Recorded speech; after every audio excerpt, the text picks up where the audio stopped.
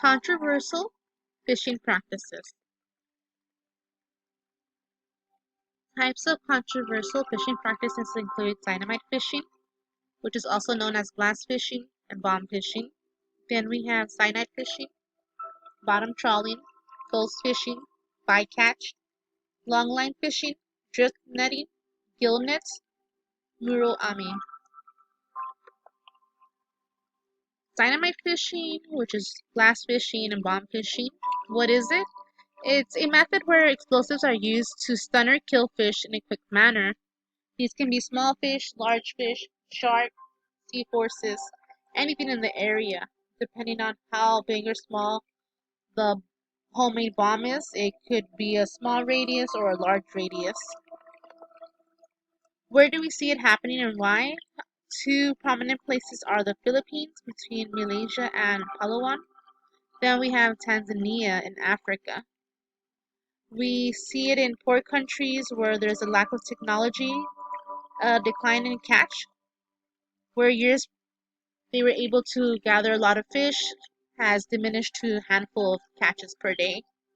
We see it also in places where there used to be mining, where they have ingredients that are accessible. In places where these items are prohibited, they're able to go to neighborhood islands and get the needed items for their homemade bombs. So statistics, an estimated 95,000 to 238 pounds of fish are killed using explosive in Pamay, Peru.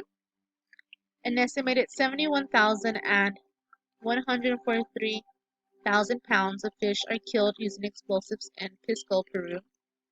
In Tanzania, there are about 60 to 100 blasts per day. In the Philippines, the Fisheries Bureau estimates there is still 10,000 incidents every day.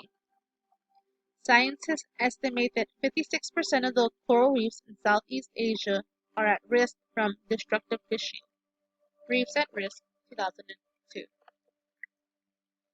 Damage caused by dynamite fishing include a leading cause for coral reefs. Below is a picture of what a reef looks like after they've used this type of fishing. It's harmful to the marine habitat. Explosives can be unstable and explode prematurely, can cause death or injury to fishermen and bystanders. What can we do to prevent dynamite fishing? Create and enforce laws. In the Philippines, they already created penalty, which includes Section 92, where they are prohibited from using explosive and poisonous substances.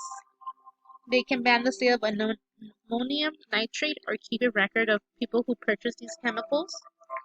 And Cebu, they inspect fish for signs of trauma, which include broken spine and laceration.